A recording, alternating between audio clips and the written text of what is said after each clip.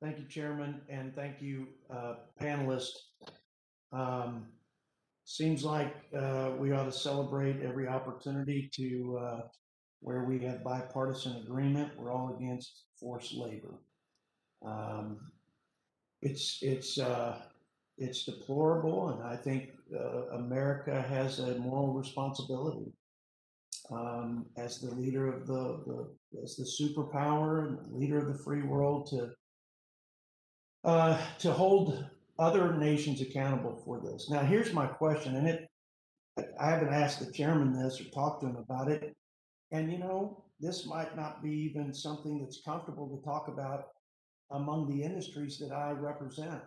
I represent a lot of ag and energy, and very proud that West Texas does a lot to contribute to our food supply and fuel supply. But my question is, to what extent is our moral obligation, in trade, in the context of trade, what is that moral responsibility and obligation to hold countries accountable? Because I think about China, and they're a huge market, and if we're going to, if China's going to be supplied with products, I just assume they're supplied with American products for a number of reasons, not the least of which I don't want our competitors to benefit from the largest market.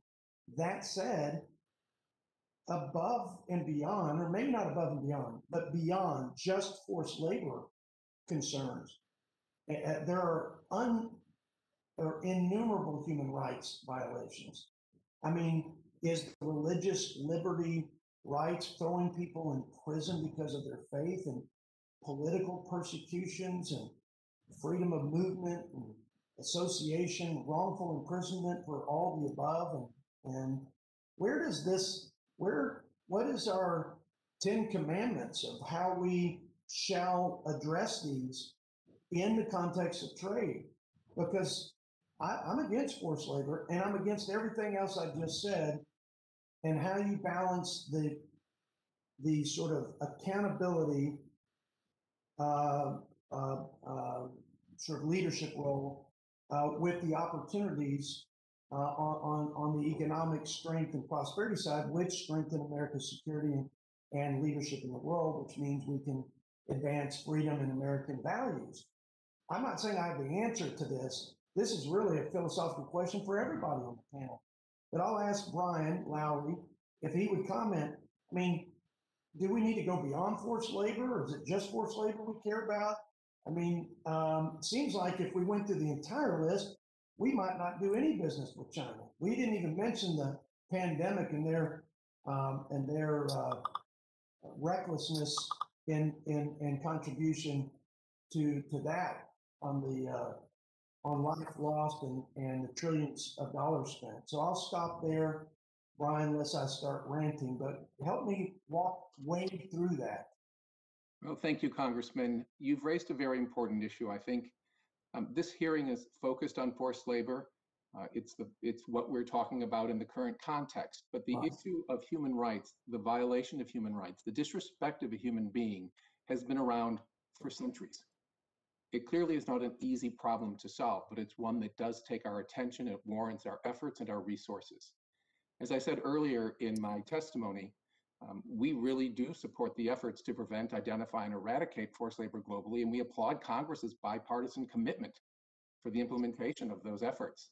And we support the UN guiding principles on business and human rights, the OECD guidelines for multinational enterprises, and the International Labor Organization's tripartite declaration. But at the end of it, they're words, and what we need is action.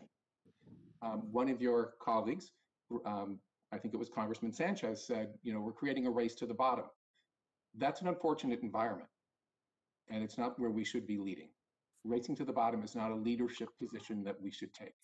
And so I'm in alignment with you, and we need to look at human rights writ large, and we need to look at what we can do across the board, not just in one space. Well, I'm open to working with my colleagues on that broader list, because if we put withhold release orders for forced labor, and we probably aren't even doing that effectively, from what I understand, then I'd like to know if we're doing anything in that same vein for all these other things. And I know that's not popular even in West Texas, probably economically, but that's how I feel as a human being and as a member of this great country. So thank you, Chairman.